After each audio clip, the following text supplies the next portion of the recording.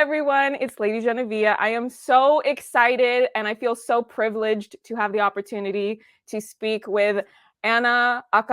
I cannot believe, like, when I got the email, I was like, of course I want to talk to her. I know who that is. Like, I think the first video that I ever saw of you was one that I found because of Tumblr, and it was the one that had to do with it's been a while since I last watched it, but it had to do with like men who fetishize Asian or maybe specifically Japanese women. And I was like, and that's why I'm not on dating apps. So I was like, I felt so seen. I was like, she understands me. So thank you for spending some time with me today to chat.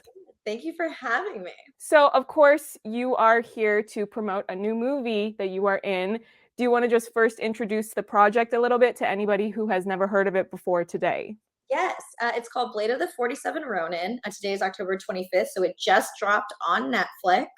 And it's basically a rated R action comedy about Luna, myself, the chosen one, who must reunite two parts of the sword that Keanu Reeves dealt with in the original 47 Ronin and save the world from a great evil.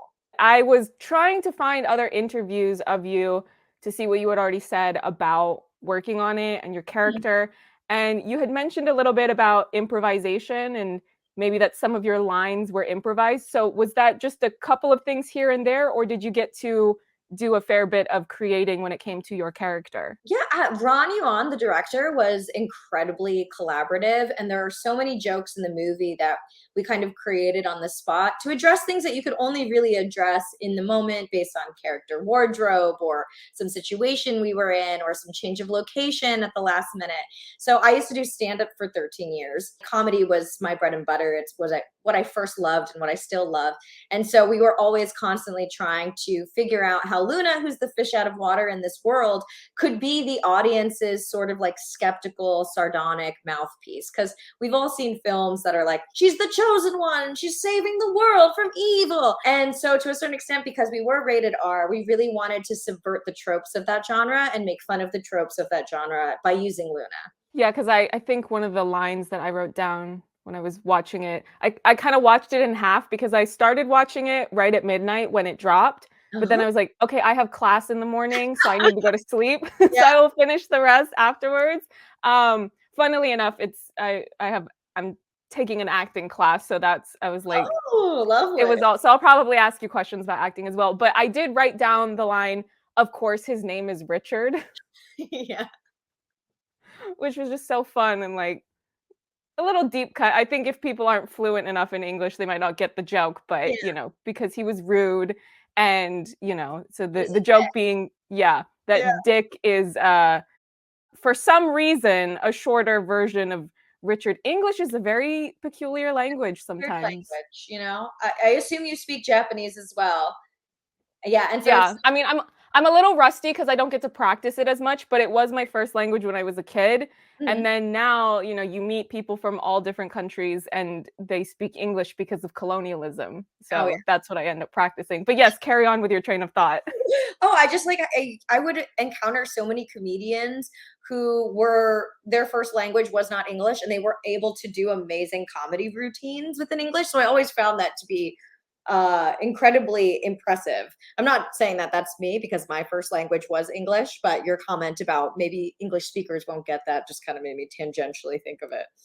Yeah, well, and I think as well, I'm sure you know this being on YouTube, but the market is so much broader now and open. Like there's not as many barriers as there used to be that kind of geographically isolate. When you make something, there's a very good chance that people from all different walks of life are going to see it in like all different countries. So, not saying that I over-explain things, but just in case somebody doesn't get that, like. I keep feeling like, the joke is getting funnier the more that I explain it, right? Like. Yeah, well, because sometimes people, it's like, you think something is just, oh, everyone knows that. Yeah. But then, you look at your comment section and someone goes, oh, I don't understand that. And you're like, oh, right. Culture. Right. Yeah. Cultural differences are a thing, yes. So I was interested, being that I am taking an acting class, with your approach to acting, and you can apply it to this specific project or your broader approach to acting. Do you like to create a backstory that might not necessarily be present within the text of the actual script itself. Because if we're using this film as an example, you have little details here and there about like, well, she's turning to a life of crime because she's in a lot of student debt, but and a little bit about her familial origins as well. But of course, there's still plenty about her that is not necessarily there unless you as an actor might create it within yourself. Yeah, I always come from the approach that everyone I play is an extension of myself. It's me just in wildly different circumstances each time. And so characters like Luna, it's interesting that I book them all the time, where it's almost like this rough and tumble, sharp-edged, kind of like sardonic, wry, like cool bisexual girl attitude.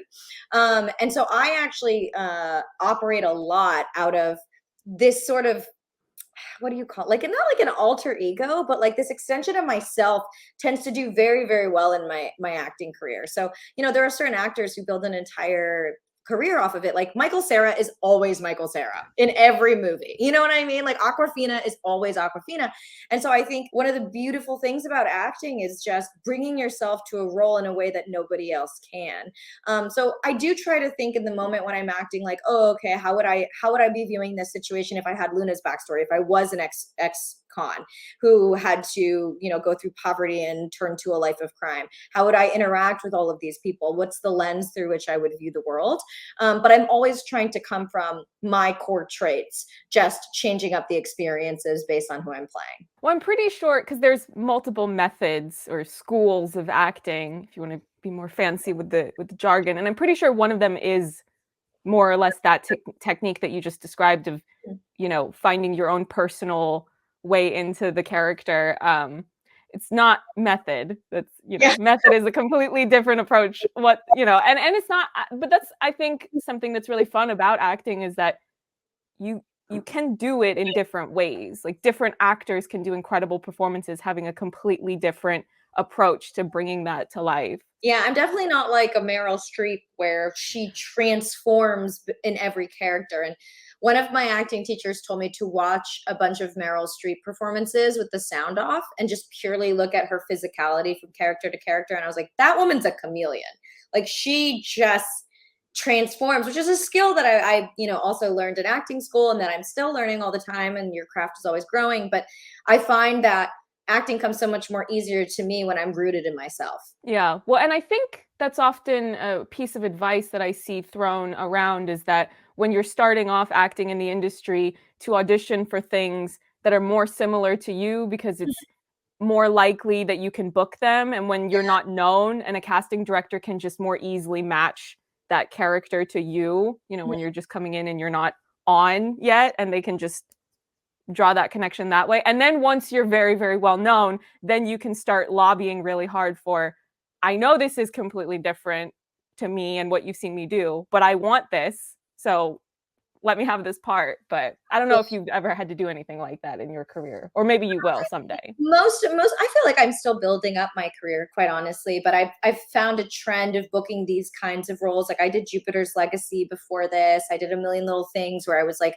a musician with a coke addiction. So sort of like, which is odd because in my life, I'm not very like edgy and like sardonic and wry. I'm much more of like, hey, but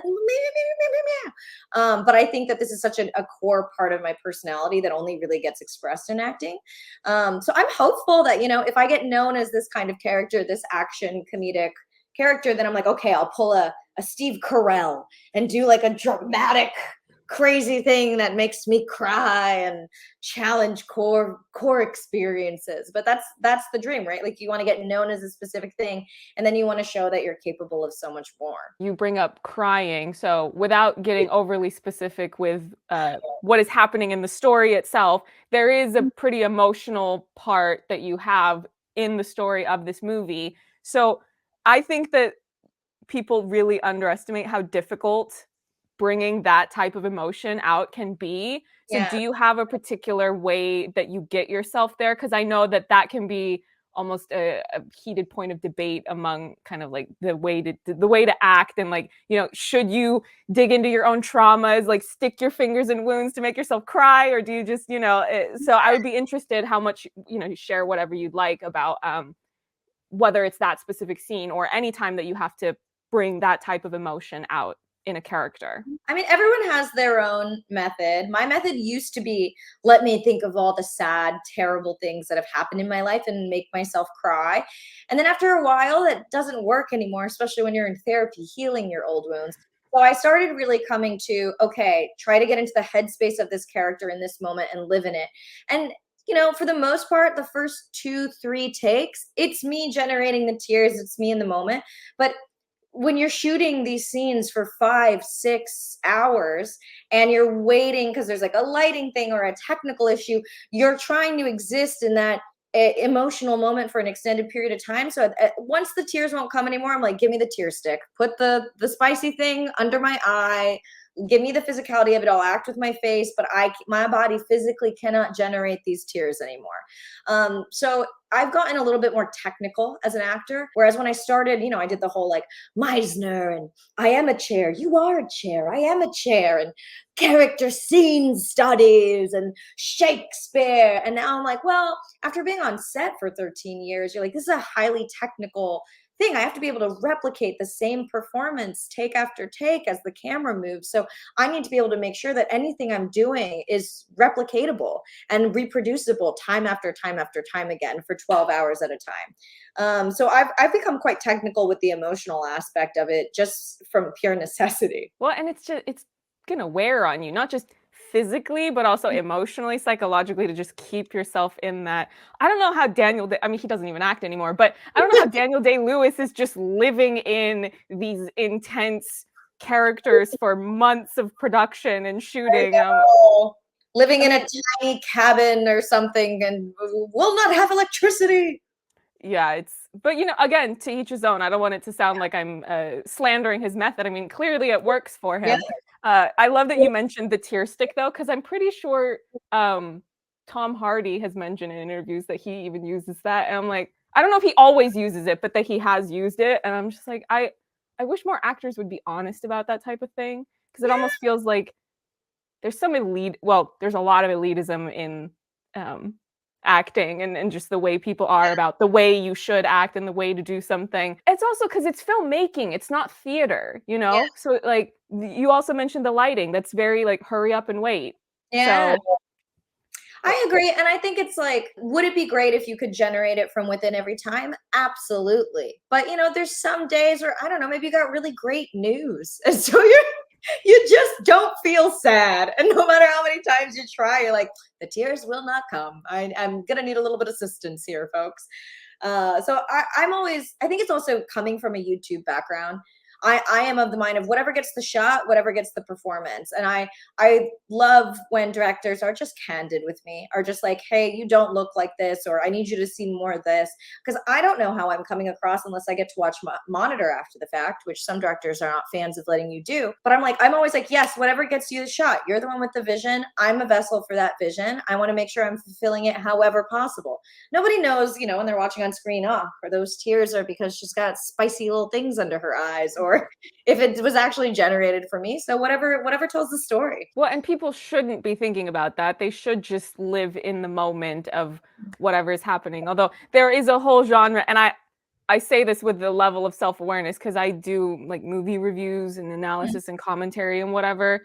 And I've dabbled in the hypercritical thing, but I kind of got tired of it. I'm like, well, it takes so long to make a video. I'd rather mostly focus on stuff that interests me. But all that to say, there's definitely people who just overly fixate on basically going frame by frame in a movie. And it's like, well, if you do it like that, you're going to find things that look weird and you're going to find continuity errors. But it's also like, it was never made to be watched that way. It was never made to just slow it down and be like, oh, look, And I say that knowing that I've definitely done that in a review where I was like, why did her hair go like it was like this and now it's like this, from one thing to another. So, or like the Starbucks cup from Game of Thrones. And we're all like, oh, there's Starbucks in this land, this magical land. So funny. When I heard that story, I was kind of like, are you I mean, these sets have to be expensive. Why would you allow coffee like on But anyway, I don't know. I mean, It's they're like, definitely an actor. It's an actor's coffee, right? Like the actors are yeah, like, I need the caffeine. I'm in this like corset. Give me the, and then they put it down, and it's not. yeah. No, it's a whole thing. I'm also curious to know with you, and I love that you still do YouTube, even though you are getting industry jobs in the more traditional media spaces. Just because it seems like some people they're just so quick to discard YouTube and act like it's Yeah. worse than it is. It's not without its flaws, of course, but um, I'm curious though, because I saw you mention in some interviews that whether it's you just feeling like you're grappling with your own imposter syndrome, or maybe people that are actually doing something to make you feel like you're lesser because you come from kind of the online space. Do you Mhm. feel like that's still at the same level of whatever you've experienced, or do you think that now there is a shifting attitude where people do understand that just because you come from YouTube, it's not something to look down on someone for? I think it's balanced out over the years. I started, and I think like 6 years, 7 years after I started, there was this, everyone was like, oh, YouTubers, they're not real actors. There was this big distaste to the point where some casting directors wouldn't even let me audition for projects for years and years because they're like, she's a acting in her bedroom, screaming on the internet kind of gal. And then it swung the opposite direction where everyone was like, they have a following. What are we doing? Take them all, put them in everything. And then people are like, wait a second, most of these people can't act. Some of them aren't actors.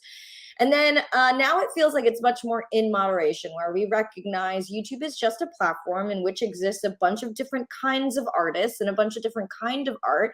And there are people who can operate in the traditional space who have the media that they need to have in order to build a following. And I'm very grateful because my YouTube following was always created with the intent to help me get into acting, because when I was an actor, everything I went out for at the time was so absurdly racist, and I couldn't even get auditions for roles that were not specified as Asian. And so you were going out for, this girl's mad that she got a B on her test, or this girl's talking about how she has no breasts because she's Asian. And so once I started developing a following, they were like, okay, we'll allow her to audition for this character that where their race is like unspecified. And so now, even now, like that I've been doing much more regular industry work, I do see the value of YouTube because I get to put out messages for myself. Like every film you do, you are a cog in a machine. You are not responsible for the entirety of the film. You have one job on that film, and you better hope you do your job really well. But ultimately, everyone needs to come together to make a great film. All of the component parts need to work. And to an extent, it's very freeing because I'm like, I show up, I do my job, I'm not responsible for the whole shebang. But on the other side, it can also be frustrating because you're like, oh man, like I would have done it this way, or I would have done it that way. So YouTube really allows me to have creative control and to feel like I can really say the messages I want to say in the way that I want to say them. I don't have to be a vehicle for someone else. So I like them both because they balance each other out.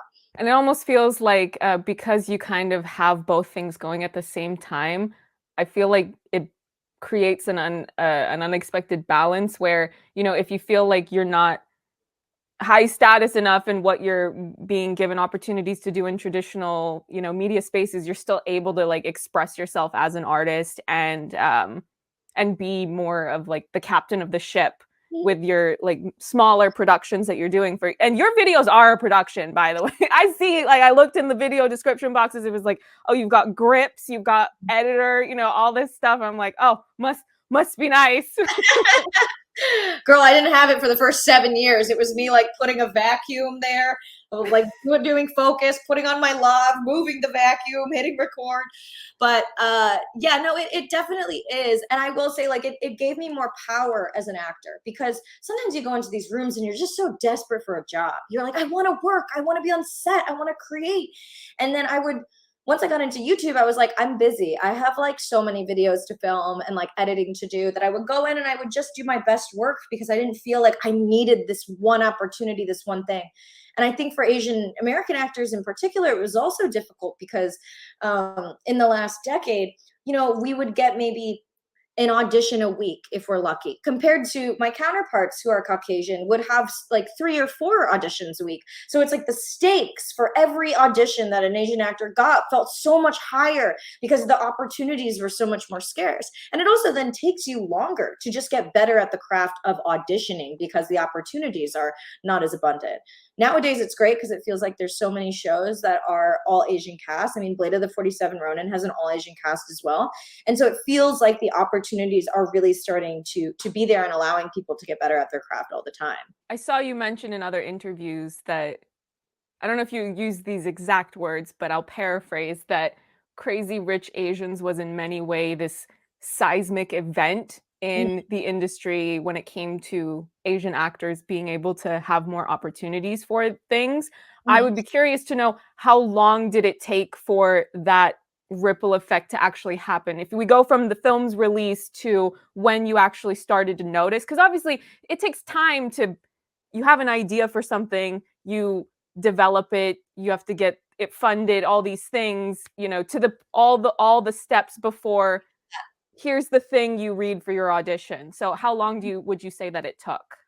I mean, I would say when I was in my early to mid 20s, I auditioned for for one of the first lead roles of a film ever. And I booked it. It was like a Blumhouse film. And I was so excited. It was this awesome horror film. I loved the script. The director and I jived. And then when they sent over the paperwork, they had changed the role to the best friend. And we were like, wait, what is this? And they were like, we think Anna would be way better as the best friend of the lead. And I was like, I auditioned for the lead. I had a callback for the lead, a producer session for the lead. We sat down with the director to talk about the lead. Why is the paperwork now the best friend? And eventually what we got, the feedback that they were, I mean, to their credit, they were honest to my manager about, is that financiers thought an Asian lead was too risky. And so they didn't want me to do it. But I was like, okay, in this horror movie, it turns out the twist is the best friend's dad is actually the murderer. I was like, I would love to have an acting role, but if you have 2 Asians on screen, people are gonna see your twist. I'm sorry, that's just the way that it is now. Unless you make my father white, which I actually don't want to do. I don't want to reinforce that, you know, like white guy, female, Asian female like trope, that, because I knew I was going to get a lot of backlash for that. So I was like, I respectfully have to decline, because I think me being the best friend is going to actually ruin the twist of your movie. And I don't think it's going to be as strong a product. And just the integrity of, like, you had offered me the lead. 5 years after that was Crazy Rich Asians. And so I felt like, you know, just in those 5 years, they finally decided it's not that risky to have an Asian lead, but it still had to come from a New York Times best-selling book for that movie to even happen. And now I feel like after Crazy Rich Asians, like, because of the support of the Asian community that made that such a financial success, that and like Everything Everywhere All at Once, like, now the money makers and the decision makers are finally starting to hop on board to see the potential for it. It's always sad when you actually dissect the inner workings of the industry, that it's always about money. Yeah. You know, they don't decide to include us out of the goodness of their heart. Because if that's what it was about, we wouldn't have been excluded in the first place. Yeah. So, yeah, I mean, it's not like Crazy Rich Asians was the first. Like, there were other things that had Asian main characters or, you know, Asian leads in an ensemble, but definitely that, I think it makes a difference with it being a big studio film released in cinemas and doing well financially. Yeah, and not centering around like kung fu, you know, because we'd had some big studio films, but it was always like magical, mythical, martial arts Asian based. Yeah. Well, and it was interesting that, you know, with you doing a sequel to the other 47 Ronin movie, where I mean, I feel like I've seen that film before, but it was so long ago that it feels like I haven't seen it. But I vaguely remember there being some backlash, and I don't remember who's in the entire cast, but it's very weird to me that, you know, people who are not Asian, they like to have amnesia about the fact that Keanu is Asian. So it's like, we still got top billing on that. Like, I don't know if you've ever noticed this. Do you ever notice that there's a certain type of section, especially on the internet, they look for things to be outraged about that are not about their own culture or ethnicity or community? Yeah. Where like they'll pretend that like, oh, well, this is racist against this group, and it's like, first of all, no, it's not. Second of all, you're not even in that group. Third of all, the people that are in that group are not even offended. So what? I feel like, you know, it's like moral outrage is really addictive. It feels really good to be angry and feeling like you're the hero and champion of a group you're not a part of. But yeah, it is funny because I do remember that controversy and we were all like, I mean, Keanu's white passing, but he's Asian. We support this man. We love this man. We're not mad about this. Y'all are. And also, like, maybe Google his ethnicity before you say this. I know people, they always forget that. And it's like, all you have to do is type up Keanu Reeves' grandmother, and you see that picture of the two of them together. They have the same face. And she's Chinese. I have not There's seen no this mistaking. photo. Oh yeah, go ahead, look it up. She's adorable. She's got these little like giant glasses, and they're so cute. Oh my god. They are cute. Yeah, I'll add that in post just so everyone can see. Yeah. Oh, What a little sweetie. I love Keanu. I love that. Well, and also the thing about Keanu is that he did so he's first and foremost known as an actor, but he has directed a movie. I don't think he gets enough hype for the fact that when it was his go at directing, he made himself the villain. He made his friend Tiger Chen, who was a stuntman that he's known since the Matrix films that he's friends with. He made, you know, a more visibly Asian man the hero of the story. And they went like over to, I don't know if they were in mainland China. No, I think they filmed it in Hong Kong. I don't remember. But yeah, like he fully like was like, oh, I'm directing. Oh, it's for the culture. Like it's absolutely for the culture. Hell, like, I didn't know that. What's his film? The Man of Tai Chi. It's a good movie. I mean, especially with, you know, Keanu having such a strong, dedicated background to the art of doing action in movies. And then, you know, for his lead to be a stuntman turned actor for that movie, they were not going to shortchange the action. Like I don't love action in Hollywood movies 90-something% of the time because it's too choppy in the editing. I'm like, see, if you would just get people who are qualified to do this, or put in the work to be trained to do it, then you wouldn't have to edit so much. And you know, did you like the action and Everything Everywhere All at Once? Yeah, well, because there's not as many cuts, or the cuts are more seamless. It's like the old school, like MGM musical type of editing where it's like, yes, there are cuts, but they flow so well together that you don't even notice them. Yeah, so. It's not like here, hit. So it's like how this actor didn't know there. Did you see the photo of Quan reuniting with Harrison Ford? Yes, that was so cute. I live for that. You know, he had quit acting. He only rejoined acting after Crazy Rich Asians. I was like, come back, Quan. He was so good in that movie. He really was. He stole my heart and my panties in that movie. I love that. Well, and a friend of mine, Christina Strange, she's a screenwriter. She wrote the movie Finding Ohana, and that's like heavily inspired by Quan movies like The Goonies and, you know, Indiana Jones and the Temple of Doom. And then the director of the film randomly ran into Quan in LA when they were at, I don't know, like a froyo shop or something. And they were talking about the movie, and he overheard and he's like, are you guys talking about Indiana Jones? And they were like, oh my God. And then they made him come, you know, have a little small part in the movie. Oh, that's amazing. So yeah, it was so good. If you haven't seen Finding Ohana, by the way, this is me, you know, it's not even self-promo, but promo on behalf of her. Like it's a good movie. I'm adding it to my watch list right now. I love that. Yeah. It was really good. It was cute. And well, I won't spoil it. Just it's good. It's really I feel like the downside that doesn't get talked about enough of putting more Asians in the lead parts of whether it's movies or TV shows is that that's such a surface level epidermis of what is changing, and there isn't enough conversation had about like, but what are the deeper themes of what is being promoted? Because like, I'm sorry, if you put an Asian in the lead of a propaganda movie, I'm not going to go see it and hype it up like, this is a win for the culture. This is a win for the community. It's like, oh, what? When the police were repressing us during pick any type of political conflict, like, yeah, no. I know. It's so hard because I feel like as an Asian American writer, I also feel like you have to look at all of your scripts with the lens too of like, what is this saying about the community? What light am I a human?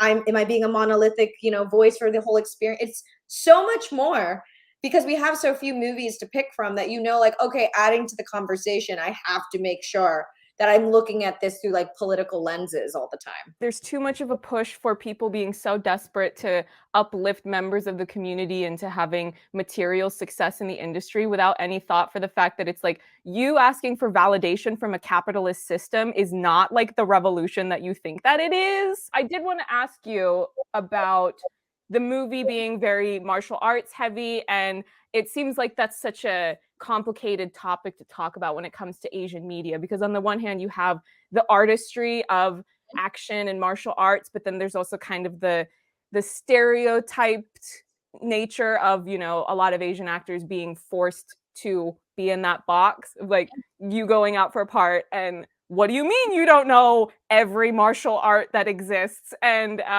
the expectation. So did any of that weigh on your mind when either working on the movie or when deciding whether or not to do the movie? Absolutely not, especially because it was an all Asian cast. It talks about the Onna geisha, who were like trained women in Japan who were trained as samurai in feudal era Japan. And it was an intrinsic part of the story. I think it would be one thing if it was like, I'm the magical martial arts Asian who's teaching the white character how to use Tai Chi. Because then at that point, I'm like, I'm a Fu Manchu stereotype.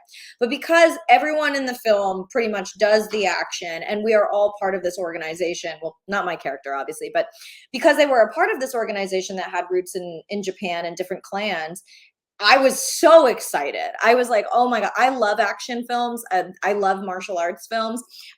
So like when people do have this, upset about how confined we are to martial arts, I get it, but I'm also like, I want to do it because that's so much fun. So I was really excited for that component.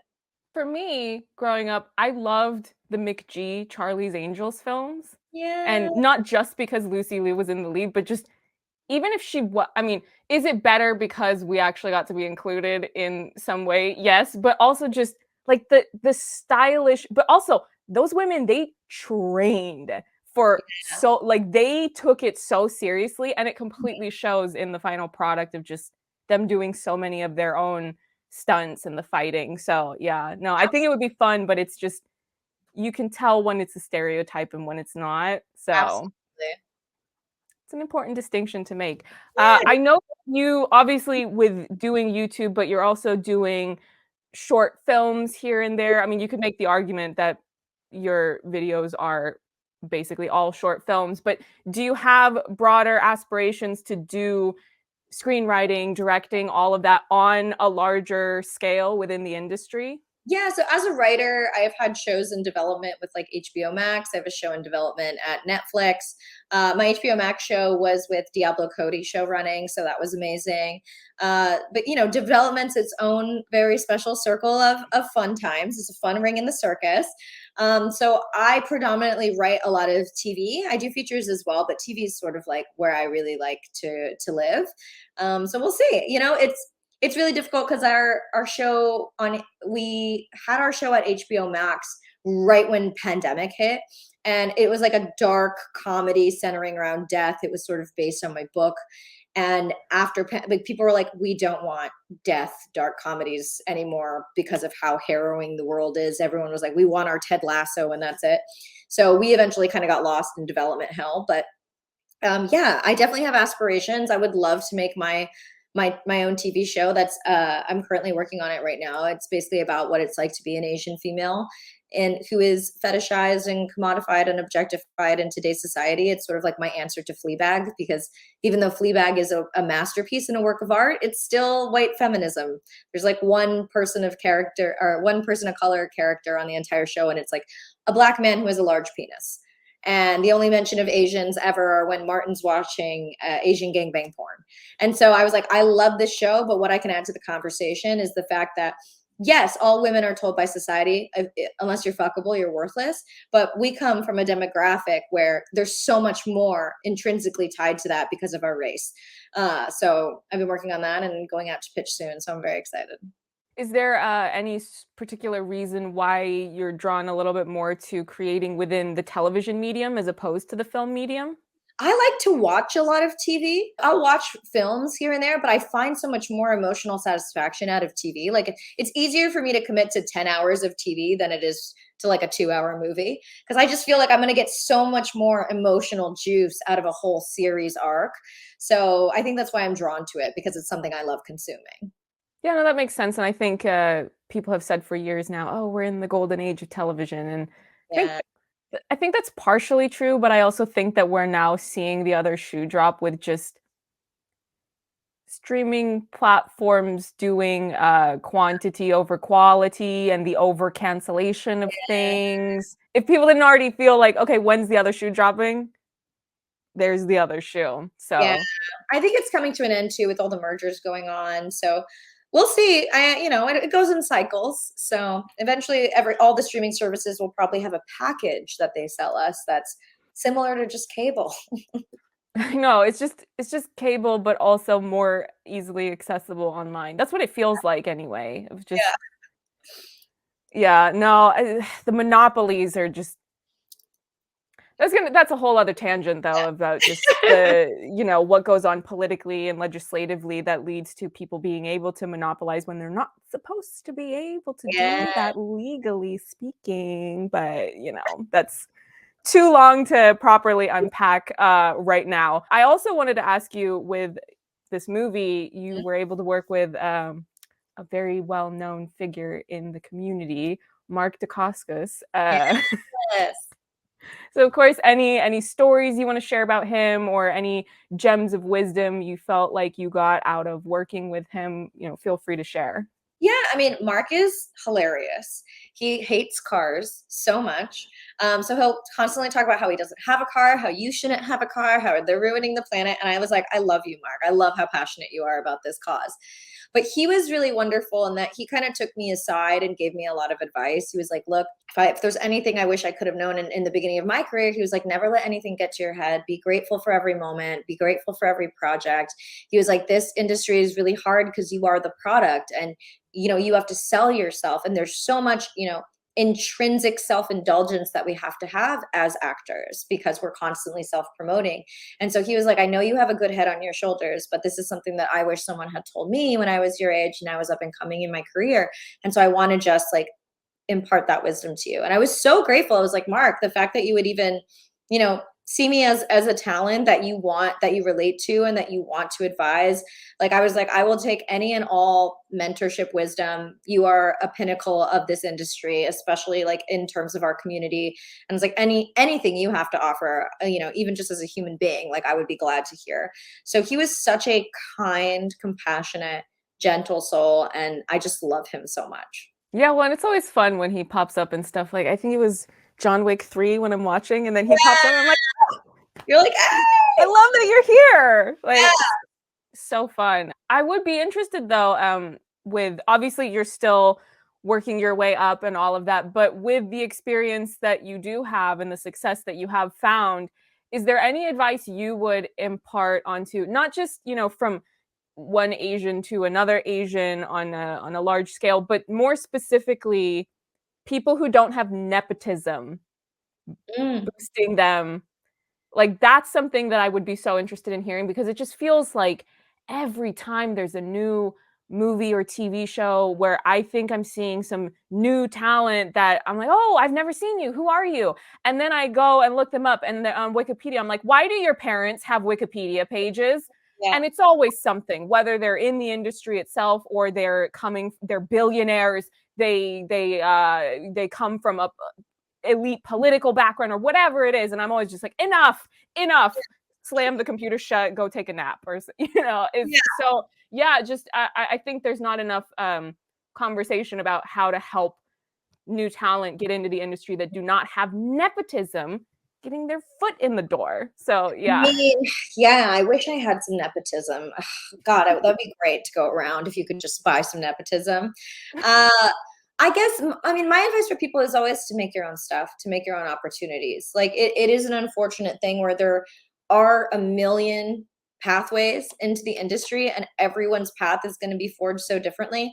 I also just feel like because we don't have nepotism and it's like, oh, finding an agent, getting a manager, getting the auditions, it's going to take the average person a lot longer to get access to those things if it's not inherently your family business, because then you have no connections within it. So I always advise people, especially in the today's creator economy where the internet kind of gives us equal access, equal eyes, where scouts are constantly looking at YouTube to find new talent in whatever vertical they're in. I'm like, create your own stuff, create your own opportunities, and do it again and again and again and again for the longest time that you can. Like, that's also one of the reasons I haven't stopped making YouTube videos. Like, the more audience I can cultivate, the more reach that I can have, the more consistently I do my craft. Like, doing YouTube has made me infinitely better as an actor. I am forced to watch my face all day, every day, and be like, oh, I thought I was communicating this, but I wasn't. Or, oh, the feedback I'm getting about this specific thing is this. Or like even just how to hold myself. Like, oh, I look very slouchy in that. Or I thought I was sitting up straight. Like, making your own stuff, if you are an actor, like what better thing can you do than to record yourself all the time and put that online, making yourself available to be found. So beyond, like, I don't know, marrying a billionaire or a director of some note, that would be my advice.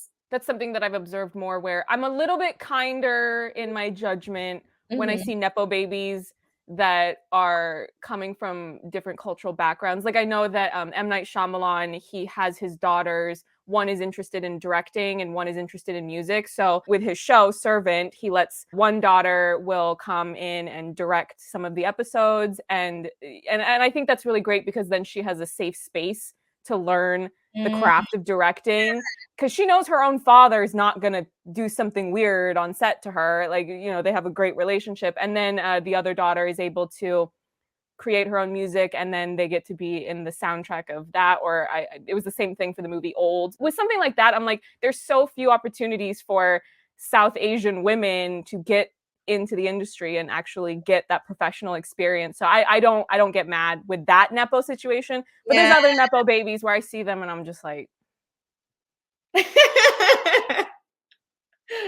like, it would be great if you knew how to act since you're getting this job anyway. But you know, I won't name names, but you know, but some of them are really good. Like Jack Quaid, I know he's a nepo baby, but he's really good.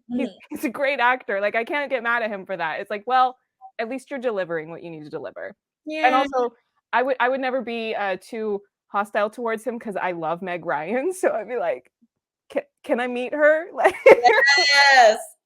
like Kate and Leopold is a bop, and you know, I'm very of the belief that the rom-com needs to come back. So maybe that'll be something you can also do in the future, is either be in a rom-com or like write a rom-com, because like people sleep on rom-coms, and you know, we need more. It's really just not my genre. I wish it Really? was. I wish it was. I'm just not I'm not a rom-com bitch. I'm like a sexy, like Bridgerton, Outlander. Oh, girl. Like, yes. You said the magic word, because I kind of blew up a little bit this year with the Bridgerton fan, because I got screeners from Netflix. So I did a review of it and I just hyped it up for half an hour. And of course you posted in the window of like the embargo list, but the season isn't out yet. So like there's not that many people that have the videos up. And that video has like over 100,000 views now. Oh my God. Which is a lot for me. I'm not me saying that as if it's like a big deal to someone who gets like millions every time they upload. No. But it was, Bridgerton is, like, the thing about rom-coms that I think is underrated is that it's supposed to be something joyful. And I think a lot of filmmaking is so dreary. And like, I like those too, but it's just, you know, the idea that you're really bringing joy to the audience when life is so painful for so many reasons is like, it's such a gift to provide people that. And also I think people underestimate like how difficult it is to do a rom-com and do it well, like to be genuinely convincing in like getting people invested in a romance. And also, if you can be funny, like the mayhem. Like I love when there's mayhem because like Anthony Bridgerton falling in a lake because he tripped over a dog. Like I'm like, Yeah. ooh, that's mayhem. And yeah, just all that type of stuff. It was so nice talking to you. Thank you so much. Like I really, really appreciate it. Like I was definitely formulating some of my questions for my own like nosy, like I want to know stuff about the industry, but also just like I think it's really great that you're sharing your insight into navigating something that's really difficult, because I mean, getting into show business is already difficult for anybody, but when you have all these other asterisks of like, well, I'm a woman and I don't have nepotism and I'm visibly Asian, it's like there's the odds just keep getting stacked against us. So it's I really appreciate, you taking time out and, and congratulations on the movie. Thank you so much.